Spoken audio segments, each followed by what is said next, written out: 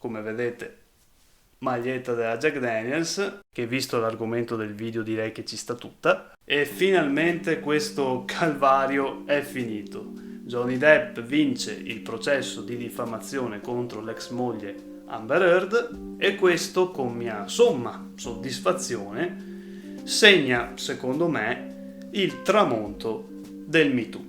Avete presente il Me Too? Quel movimento pseudo-femminista iniziato con il caso Weinstein, che ha avuto come esponenti di punta personaggi del calibro di Asia Argento, e già questo è tutto dire, e anche per l'appunto la gnocchissima, perché quel che è giusto va detto, ma pessissima attrice Amber Heard. E il fatto che sia una pessima attrice direi che l'ha ampiamente dimostrato durante il processo, nel quale ha cercato goffamente di interpretare il ruolo della vittima, ruolo che evidentemente non le si addice proprio. Ma nonostante tutto, la Heard ha avuto la faccia tosta di dire che in realtà c'era una montagna di prove a suo favore. E infatti questa montagna incredibile di prove l'abbiamo vista tutti. I pianti senza lacrime, le foto falsificate, testimoni che sembrano usciti direttamente da una sitcom del discount, per non parlare poi delle innumerevoli contraddizioni del racconto di Amber. Ma qualora ci fossero ancora dei dubbi, vi propongo i pareri di 2 psicologi che hanno analizzato il linguaggio del corpo di Amber Heard. E qui ammette di aver preso uno schiaffo e lei dice: ho riso. E poi guardate che gira lo sguardo, quindi toglie lo sguardo dalla persona con cui stava parlando, si gira verso il pubblico, cerca qualche consenso, vedete come gli occhi girano e si muovono, quindi un'evidente perdita del contatto visivo con la narrazione, col giudice, che sarebbe quello che poi dovrebbe giudicare. In più guardate che c'è un'incongruenza netta tra gli occhi e la bocca piega gli angoli in giù, ma gli occhi non hanno nessuna tristezza, nessun dramma, e la fronte ancor meno, è quasi piatta, non ha rughe, sopracciglia non si muovono, non c'è nessun segnale che indichi veramente un dramma, una situazione così sconvolgente. Tutta la sua attenzione è nel controllo della bocca. Rivediamo. Guardate, questo è il massimo dell'espressione della sua bocca. Occhi poco o niente, fronte piatta, completo. Molto strano, eh?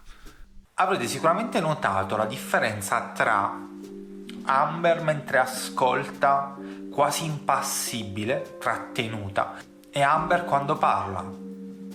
Un'esplosione di emozioni, come se ci fossero 2 Amber diverse, una trattenuta e una esplosiva, una indifferente, impassibile e l'altra emozionata. Questa clip ci fa anche riflettere sui messaggi che gli psicologi hanno dato all'interno del processo: borderline, istrionica, con disturbo post-traumatico da stress. Se hai un disturbo post-traumatico da stress, non rimani impassibile di fronte al racconto di ciò che ti ha ferito, e poi successivamente, quando racconti ciò che ti ha ferito, diventi un'esplosione di emozioni. Non sai controllarti così. Non so, c'è ancora bisogno d'altro? E visto che la posizione dell'ex di Depp è pressoché indifendibile, ci si aggrappa alla causa ideologica. È una sconfitta per tutte le donne vittime di abusi. Quindi, secondo la logica della Heard e delle pseudo femministe, poche per fortuna, che le vanno ancora dietro, anche se Johnny Depp è innocente, va comunque condannato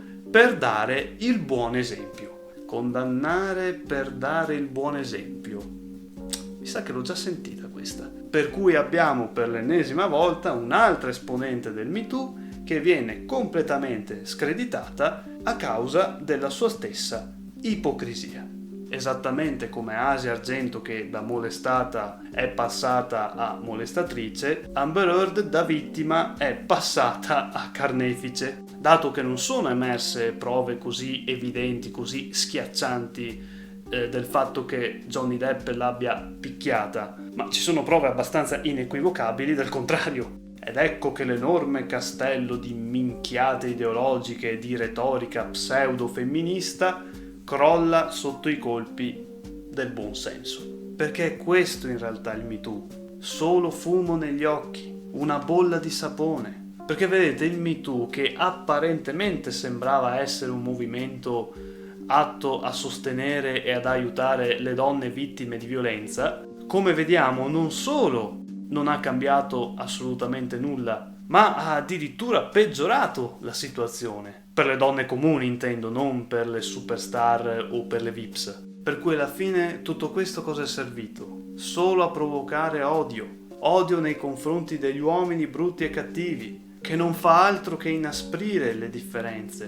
Per cui io spero che dopo questo processo, questa crepa che si è creata con il Me Too venga presto richiusa, e anche per evitare che nobili carriere come quella di Johnny Depp, ma non solo, vengano distrutte per cose all'inizio non dimostrate che poi però molto spesso si rivelano infondate. Per cui mi auguro che Johnny Depp possa riprendere la sua meritata carriera, e questo ci fa capire anche che non basta e non serve un hashtag particolarmente virale per cambiare le cose. Basterebbe un po' di buonsenso e anche un po' di cultura, soprattutto questa sconosciuta ai più a quanto pare. E per quelli che pensano che movimenti come questi, tipo il Me Too, possano concretamente cambiare qualcosa, fatevi un goccetto, va.